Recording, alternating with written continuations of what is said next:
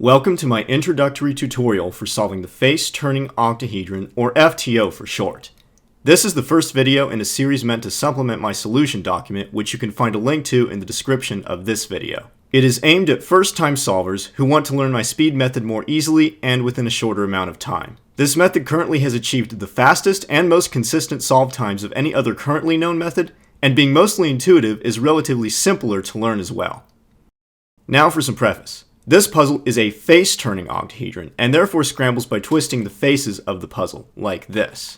It is not to be confused with the corner-turning octahedron that scrambles similar to a pyraminx.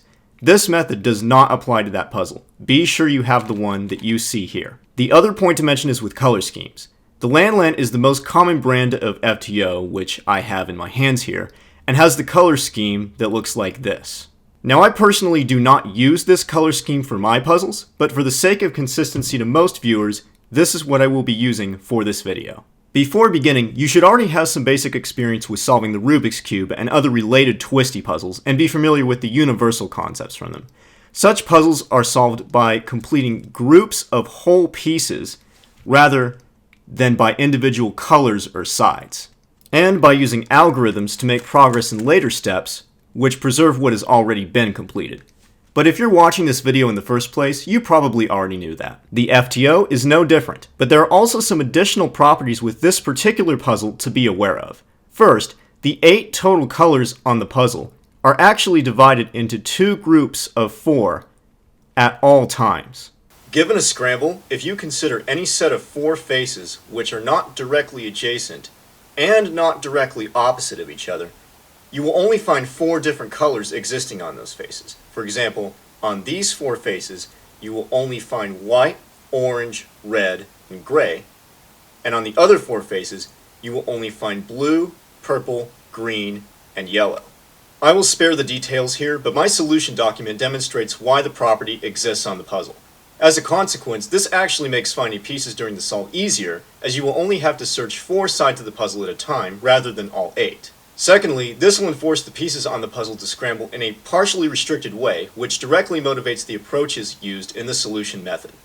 There are 3 different types of pieces on the FTO: corner pieces, edge pieces, and triangle pieces. Corners are these diamond-shaped pieces which have 4 stickers and lie on a vertex of the octahedron. Notice that these pieces share 2 colors from each of the divided groups mentioned earlier. As a result, these will only have 2 orientations each instead of 4 like the appearance might suggest. In other words, they can only twist 180 degrees, and 90-degree twists are impossible with legal moves. Edges are these rhombus-shaped pieces which have 2 stickers and lie in the middle of an edge on the octahedron. These pieces have only 1 color from each of the divided groups, and hence have only 1 orientation. Therefore, edges will always be oriented correctly. Lastly, triangles are these triangular pieces which lie near the middle of a face on the octahedron. These, of course, have no orientation. Now, as mentioned before, there are 2 color groups on the FTO, and so there are really 2 separate sets of triangles, with 12 in each set for a total of 24 on the whole puzzle. A crucial detail to observe is that this puzzle does not have any fixed centers like on a standard 3x3 cube. And therefore, the color scheme needs to be solved in the correct way to avoid parity issues, which I will explain how to recognize later. One final thing I would like to illustrate before we get started is how the method is going to work. Consider one of the divided groups of 4 colors. In this case, I'll choose the one that contains white. If we only turn these 4 faces on the puzzle, notice that some of the pieces always stay together in groups and never separate. This is a direct result of that scrambling restriction, which I briefly mentioned earlier. A close look shows that we have 2 types of piece groups in this state, what I will call centers and triples. A center consists of 3 edges and 3 triangles grouped such that they form an inscribed hexagon on one face of the puzzle like this. These groups will have 3 visible orientations each due to these edge stickers here. There will be at most 4 of them in total, and together they utilize all the edge pieces in the puzzle. A triple consists of 2 triangles and a single corner, grouped such that the triangles lie on opposite sides of that corner. These groups have 2 possible orientations each due to the corner stickers. There are at most 6 of them in total, and together they utilize all the corner pieces in the puzzle. Here's an example of a center and triple interacting. When solving the real puzzle itself, the idea is to form these groups of pieces as we go, and by using this partial scrambling to our advantage, keep them preserved as we complete future steps. Alright, let's get started. I have provided a scramble. You can follow along by scrambling with white on top, red on front using my notation, which can be found in my solution document below. One small detail to point out is that I will be using my notation to denote moves that I make on the puzzle. Fortunately, it's not that much different from the regular Rubik's Cube notation, and it should be fairly straightforward to follow along and see what's going on. So the first step in the solution, as you might have guessed, is to solve one center by assembling the edges and triangles around it. This is done with mostly block building and intuition, although because this puzzle does not have reflective symmetry, you can't build identical bars like you can on n by n cubes. Notice that the only move that we could do right now to break apart this centerpiece is a move like this. So this reveals that there are actually two groups of pieces that we need to build here. We need to build this group of two edges and one triangle, which I will call the large trapezoid because it has more surface area, and also this group on the bottom of two triangles and one edge, which I will call the small trapezoid because it has less surface area. So the idea is that we can build these separately and then bring them together like this to complete the center. So first, let's form our white center. So looking around the puzzle here, we have two white triangles here. We have one white edge here, one over here, and finally the last one over here, which also has a triangle attached to it already. Now, you might think that we would be able to bring these two together with this edge to form our large trapezoid. However, this actually doesn't work here because the color scheme is going to be incorrect. You can see that if I try to do that, it would go blue-purple, which is incorrect. So what we should try doing instead is using the other edge. So here we have the white-green edge, and we have the white-purple edge with the triangle attached to it here. So we can form our large trapezoid with three moves. We can do U, F prime, R. So what that did is it brought this pair here to match up with the edge. So now we have our large trapezoid, and as you can see, we have green, purple clockwise, which is correct. So now that the large trapezoid's done, let's move on to the small trapezoid. So our remaining white edge is over here, and we can actually match up a triangle with it immediately by simply rotating this side to bring the triangle up here, and then we can move the bottom to pair that triangle with the edge like this. Now that we have that, we can then rotate this pair to be like this, so we have this free slot on the bottom layer now. Once again, here's our last remaining white triangle on this face here, so we can rotate this to the bottom layer as well, and then turn that into position.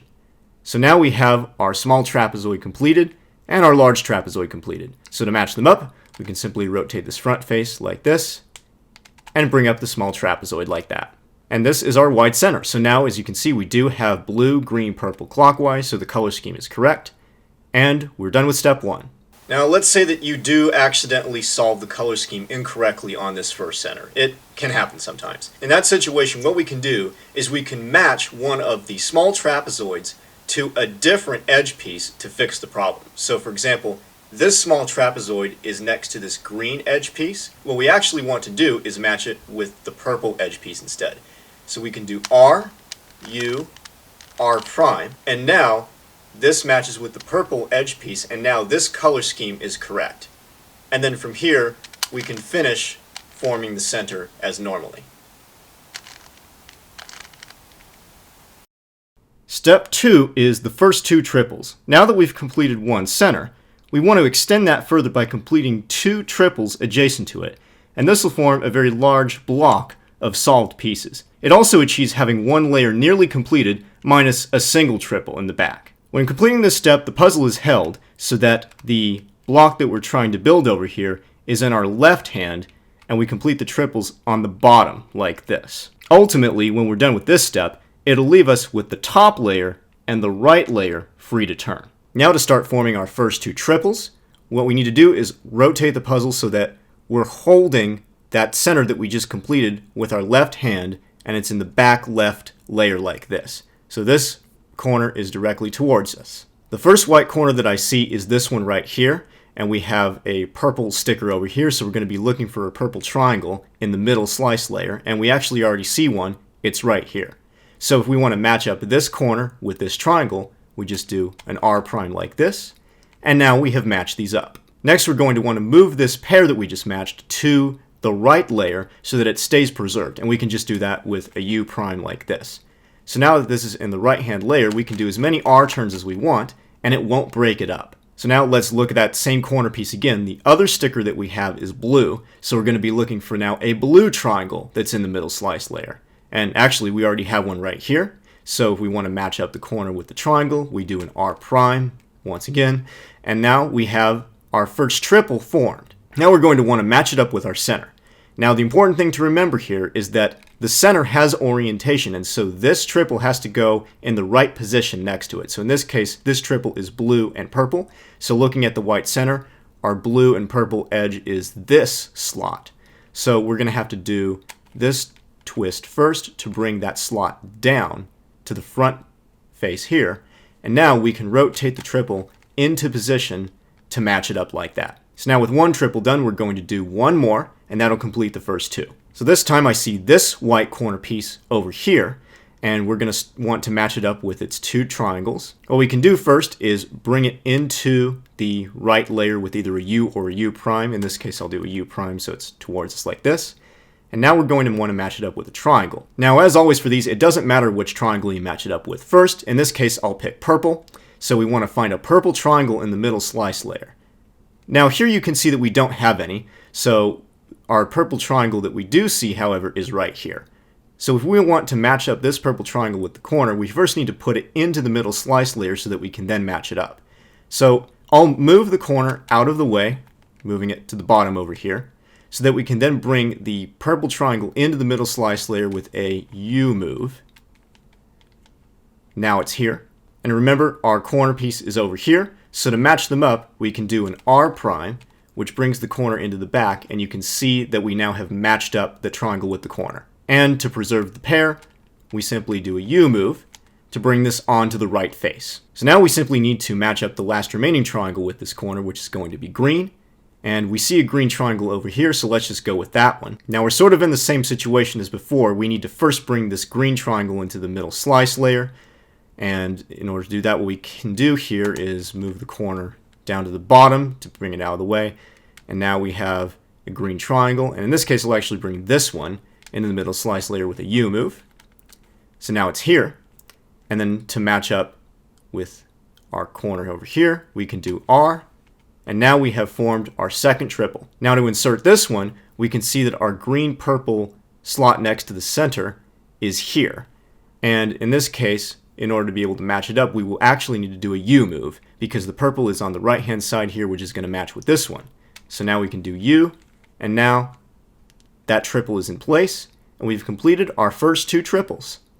Now, if you get to the second triple and you're having trouble finding the triangle that matches up with this last side of the corner piece, the triangles might actually be bunched up in this back slot over here, where it's sometimes hard to see them. So if you're having trouble looking for a triangle that matches up with this corner, it might actually be in one of these back slots, so you might have to rotate the puzzle this way to see that.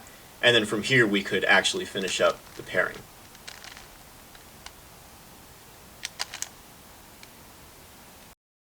Here at step 3, we are building a second center, similar to our first white one. In this case, I usually just go with the red center, and that's what I'll be demonstrating here. And it's important, and once again, to get our color scheme correct. So the way the color scheme works for these next centers that we're going to be solving is that it actually goes the opposite direction based on the first center. So for our white center, green and purple went clockwise, but for this red center, you can see that green and purple go counterclockwise for the correct color scheme. So it works the opposite way in that sense. Again, like with the first center, the goal is to build a large trapezoid and then a small trapezoid, and then to bring them together. So let's see how that works. Now for our second center. In this case, I'm going to solve the red center, but in reality, it doesn't really matter which one you pick. Any of those three centers that I mentioned is fine to solve first, but I just kind of go with red to make it consistent. So looking here, we already see that we have a red edge that's paired with a red triangle, which means we can readily form our large trapezoid without too much difficulty. Once again, our completed triples are on the bottom here, so that we have this free top layer to turn and this free right layer to turn. So the first thing that we'll do is we'll deal with this. So we'll do an R wide move so that we can bring this edge triangle pair to the top. And then in order to be able to match it with the other edges, which I can see are down here, these two red edges, we're going to do a U prime.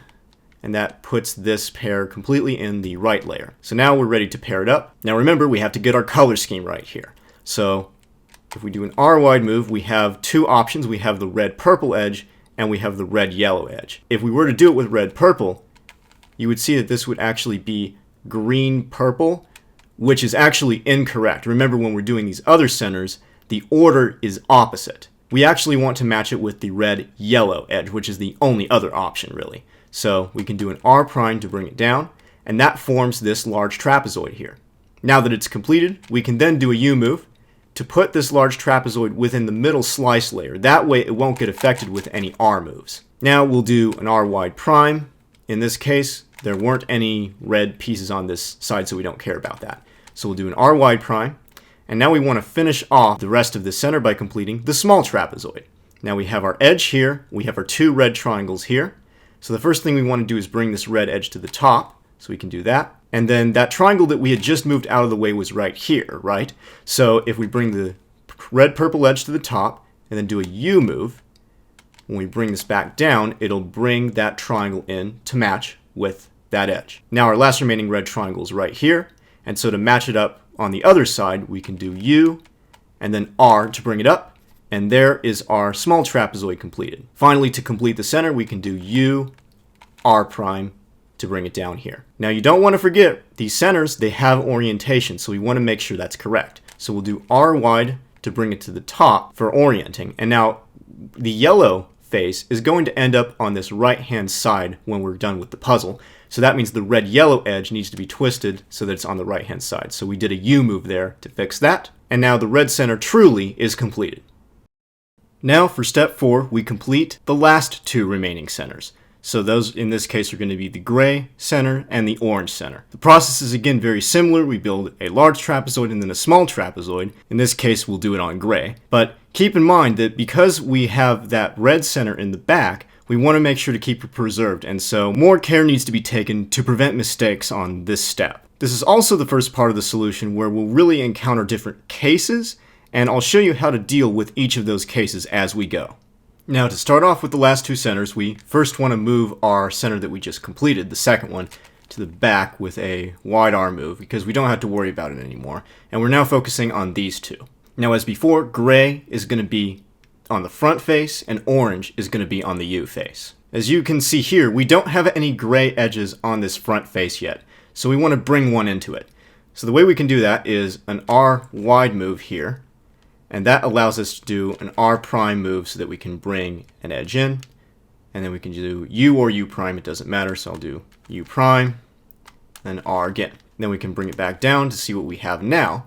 So now we have a gray edge that's on this front face here, so we can really start to build our center. Now the only other pair that we have is with this gray-green edge here with this gray triangle. So we'll focus on this one. Now in this case, we have our blue edge here. So if we were to bring this green edge next to this blue edge on this side, that would be the correct color scheme, right? Because it would be going green, then blue. So what we can do here is do U to first set this up to be in the right layer. Then we'll do an R wide. And now we're going to want to bring it in on this side, so we want to do a U prime to set that up. That's all pretty much setup moves right there. And then we can do an R prime to bring in the edge and the triangle with this edge, U to push it into the middle slice layer, and then R to bring it back. So now we have our large trapezoid formed on the front face with those gray edges. Now we'll do an R wide prime again. And now the rest of this is going to involve solving the small trapezoid. There is a process that we can follow every time for this small trapezoid that will make it work for us. The first thing we want to do is to just get a single gray triangle in this right layer right here. And we already have that. We have just a single gray triangle here. And then the next thing we want to do is look on the top center and see what we have. Now in this case we have our gray edge and we have the triangle already matched up with it. And here this is quite a simple case. All we have to do to form our small trapezoid and put it in is do U prime to set this up, and you can see that we can now bring the gray triangle up to form the small trapezoid. Once it's formed, we can then do U prime to rotate it into the right layer, and then R prime to finish it off. So that was a pretty simple case, but there are other ones to take a look at. Now don't be fooled by this situation here that you might see, where we already have this small trapezoid completed, but the problem is that we actually can't put it in, right? We can't do that to put it in because that messes up that second center. And there's no way to insert it without breaking it apart. You can try it for yourself. You're going to have to break it apart before you can solve it properly. So in this case, what we could do is put it in the back here, and then do R, U prime, R prime. And now we have that situation where we have just one gray triangle. Another case we might see is where you actually already have the gray edge here. We don't really want that, right? As I mentioned, we only want just the triangle. So the way we can do that is to look on the top face and see where our gray triangle is. It's over here. So first we want to do a U prime to move it into the middle slice layer out of the way. Then we can do an R to bring this up. Then in order to bring this gray triangle in, we can do, in this case, U, R prime. And that'll just bring the triangle in by itself. What this has also created for us is actually another case that you might see. So here we have the gray triangle here, and we already have the pair here, but you can see that it's wrong, right? It's on the wrong side. If we try to match it up, it's not going to match where we want to in this open slot. So to fix that, we effectively need this gray triangle, instead of being here, to actually be right here to be able to match with this. So to fix this, we can do a U move to bring this pair into the right layer so that we can do an R to push it out of the way.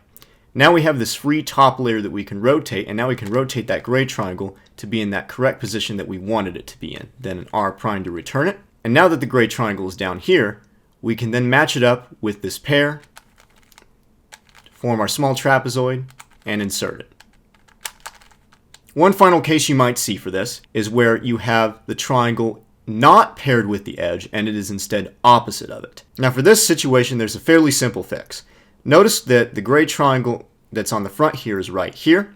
So what we want to do is rotate this top layer so that these two gray triangles will kind of exchange with each other, if you can kind of see that. So if we were to do an R move, it would replace this one. With this setup, we can now do this sequence. We can do R to bring this gray triangle here. Then we want to do a top layer move that preserves this edge piece being within the middle slice layer. In our case, that's going to be a U move, but for you it might be a U prime depending on your symmetry that you have. And then R prime to bring it back. Now what that did is it formed this new pair here, and we have our triangle in the bottom, and it's in the correct position to match up with this and form our small trapezoid and insert it. So that is pretty much all you need for the last two centers. This step does take a bit of getting used to, as we don't have as many free moves that are available and more care is needed to prevent any mistakes. But now with all of our centers finally built, we can go on to the next step. So step 5 is to complete the last remaining triple that exists around that white centerpiece that we built in the very beginning. And doing this will finally complete the first two layers of the puzzle and get us most of the way there. We have now reached the point in the solution where we're going to be using algorithms. Now don't worry, it's pretty much only one, technically two, but they're very related to each other and they're quite simple and you probably already know them. Let's take a look at a solved puzzle for a second to see how this works a little bit better.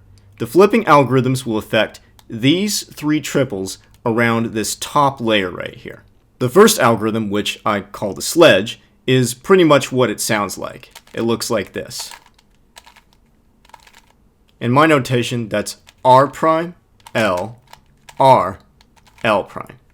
Typically, this algorithm is actually executed sideways like this. So you do F prime, U, F, U prime for slightly better ergonomics. Now we can observe what it does. It cycles all three of these triples clockwise, and it also flipped the two triples that were originally in these two positions. See that? And this is why it's called a flipping algorithm. It effectively flips two of the triples over. And this is really important and useful for what we're trying to do here. Now the second flipping algorithm I call the hedge, and it basically works in a similar sort of way, except this one is executed on top, and it goes like this.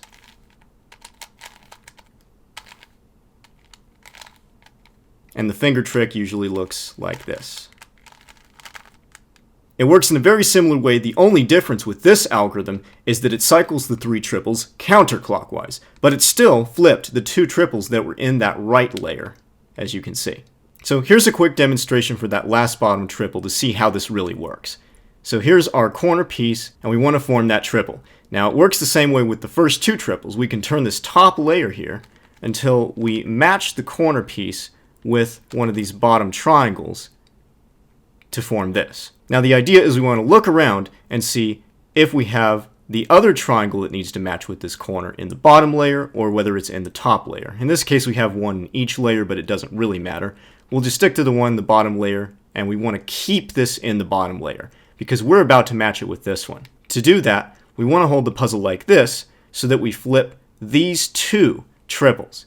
Think about it. If we flip this one over, then the green will now be facing the bottom and the blue will be on top to be preserved. And this triangle will not be flipped over, therefore it will still be on the bottom. So if both greens are on the bottom, then that means we will be able to match them up. So if we do a hedge right here, this triple is now flipped over, and this green triangle stayed on the bottom, and now we can match them up like this. So that's how these flipping algorithms are useful. It allows us to match up our triangles with our corners without screwing up any of our center. Now, I know this might look a little alarming, but this is sort of analogous to solving edges on higher order cubic puzzles. These slice layers momentarily get misoriented, but we fix them at the very end anyways, so it doesn't really matter. So let's go back to the actual solve. Alright, now for the last bottom triple. We need to first make sure that our last two centers are oriented. In this case, just the top one needs to be oriented so that that yellow ends up on the right hand side. So we can do a U prime to do that, and that's perfect. Now on occasion, when you orient your last two centers, sometimes your white corner piece will actually end up in the slot prematurely, and we don't really want that. Orienting your first center is fine, and then when you go to orient your second center with the wide move, you want to be careful and not actually do this immediately because that's going to put it in the slot we don't want. So what we can do instead is bring it to the front, so this is momentarily not oriented correctly, and then move it out of the way, orient the center correctly, and then move it back. So now our corner piece for the last bottom triple is not in that slot, and now it's in the top. So now that we have all our centers oriented, we can then flip the puzzle like this and now start to focus on that last bottom triple. So we want to find our white corner, and it's over here, and we want to see which color is on the bottom. In this case, it is blue. So now we want to match this up with a blue triangle. Now looking around, we have a blue triangle over here. So in order to match that up, we can do a U prime like this, and that will now match this up. Now this might look a little bit problematic to you, but remember, this is not an issue, and this is just going to be momentarily out of alignment. We can fix it at the very end of the solve. So now that we have this pair formed, we want to flip it over to be on the top layer so that it is preserved. Now what we can notice here is that our next triangle that we're going to have to pair anyway is green, and we already see the green triangle over here. In order to actually do these pairs, remember the triangles that we're pairing have to be in that middle layer here. And remember that the flipping algorithms can also do that for us too. They can move triangles from the top layer into that bottom layer to pair up.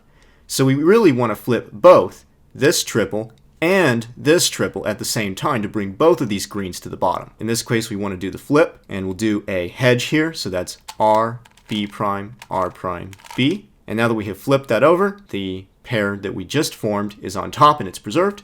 And now we have the green triangle on the bottom like we wanted, so to match this up, we do a U prime, and now we have this triple completed. And now to insert it, hold the puzzle back like this again, and remember that we had just completed our first two triples, which are here and here, and our last slot is over here. So we're trying to get that triple that we just formed into that last slot. In this case, this triple needs to go down here. The orientation works in this case. If you can sort of imagine this going down, it will match up correctly. And so similar to F2L pairs on a 3x3 cube, we can do U, F, U prime, F prime, and that inserts that last bottom triple. If your triple ends up oriented like this, with the white facing towards you instead of on top like with that last case, inserting it works very similarly, except it's pretty much just the mirror image of that case. So for this, we can insert it like this.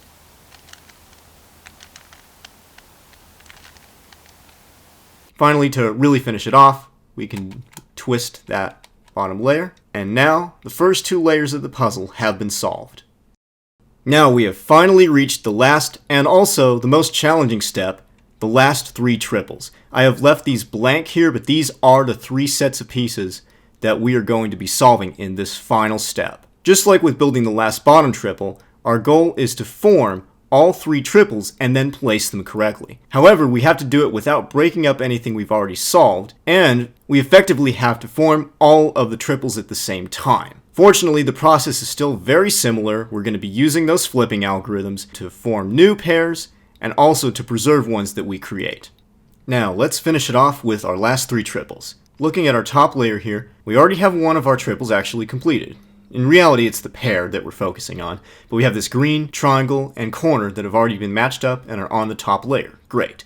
So now we need to do the other 2. So in this case, on the bottom layer, we only have yellow triangles, which means we don't have anything on the bottom layer that can really be matched up yet. And looking at our top face here, we do have 2 purples, right? We have the purple corner, and then we have this purple triangle. So what we can do is flip these 2 triples. So we'll do a hedge to flip those 2. And now we have our purple triangle in the bottom, and then we have our purple corner that's facing down, ready to pair. And to pair these up, we can do a U prime like this, and now we have this triple, and now finally we need to complete the blue one, and in this case we have the blue triangle over here, and it's away from this blue corner. So that's good, and it means that what we can do is flip this one, the purple one that we just formed, to be on top, and also flip this blue corner to be on bottom to be ready to match with this one. So we'll flip these 2 triples. So we'll do another hedge here, R, B prime, R prime, B. And now we have these 2 that are on top. And then we finally have the last one to match up here with a U prime. And now we have the pair formation completed. So now that all of our pairs are formed, we now want to actually permute our pairs. To do this, our recognition is going to look at our triangles on top and our front face here. So we're holding the puzzle, so our 2 misoriented triples are on the right layer, like this. Now looking at our front face color, it is purple, and on top we also see the purple triangle over here. So you can see that in order to be able to permute it correctly, we will have to bring it down here like this. So that's going to be a sledge. From this angle, if we do a sledge, it's going to orient these 2 triples and permute all of our triangles. So we'll do our sledge algorithm here, R prime, L, R, L prime. Now we have the triangle permutation done. Alright, so let's now go through some difficult cases that you might run into for last 3 triples. So let's say that we are starting our pair formation. We already completed this pair, and now we're ready to complete another pair over here. You can see this blue corner and blue triangle are ready to pair up like this with a U move. And now we would want to flip this to the top. But you can see that we now have a bit of an issue here. If we want to preserve this pair, we're going to have to flip these 2. But the problem is that that would flip this green triangle up to the top face, which would be a really bad case because there wouldn't be any way to then pair it up with our remaining corner piece. I call this the one flip case, and this is something that will just come up from time to time. But luckily there's an easy way around this problem. Instead of flipping this pair up to the top, in other words solving this pair, we actually want to completely ignore it, and instead focus on solving the other pair, in this case the green corner and the green triangle. A way that we could do this is first do a U move, and that will put this green triangle underneath our already completed pair on top, and that's what we want, right? Because we want to be able to flip this corner to be on bottom to be able to match with it. So now that we have this, we're going to flip these 2 triples. So if we flip those 2, this one was preserved, and now we have this corner ready to match up with this triangle. And now this time, when we match these up, we can see that both of the other ones are going to be on top. Now it'll be possible to actually form that last pair. And so we are now out of the one flip case. And so now from here we can solve it like normally. We're going to flip these 2. And then we can match those up to complete the pair formation. And actually here we can finish solving the rest of the puzzle entirely by doing a sledge here. One other case that you might run into might look like this. So we've already formed 2 of them and we're ready to match up the last one. So we just do a U move here. And now we have our pair formation completed. But as you can see, when we go to try to permute these triangles, they are already actually located above their correct slots, but these 2 are just twisted in place. I call this the 2 flip case. If you run into this situation, this triangle permutation case actually has to be solved with 2 flips. So instead of flipping these 2, which would produce something we don't want, all we do is simply flip either these 2 triples or these 2 triples. It doesn't matter, as long as it's not the 2 incorrect ones. So I'll just choose to flip these 2 triples once.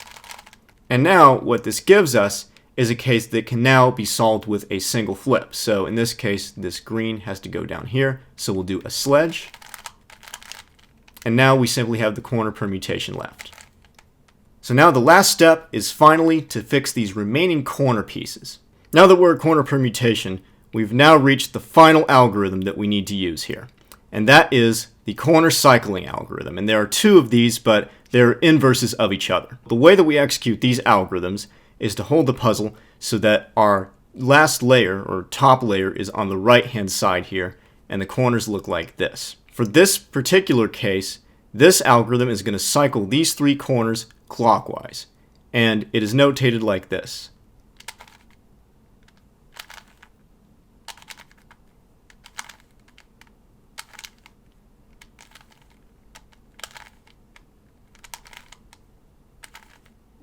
The counterclockwise cycling algorithm works in a similar way. We hold the puzzle in the same way, and it is the inverse of that previous algorithm and looks like this.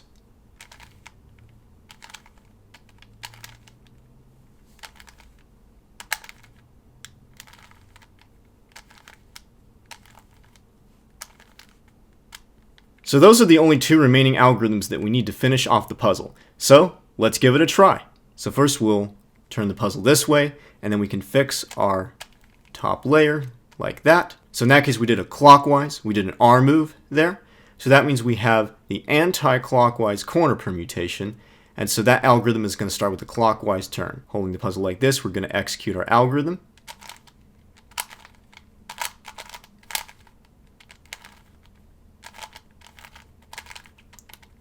And there it is. The face-turning octahedron is now solved.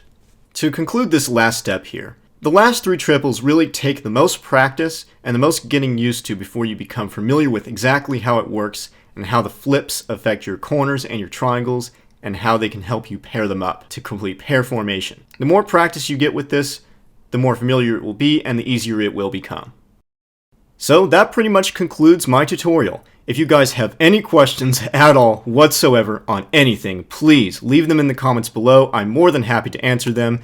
Also, check out my Instagram for more FTO stuff there. And I hope you guys get a chance to really have fun with this puzzle, because once you get solving it, it's a blast. So I hope you guys found this helpful, and thanks for watching.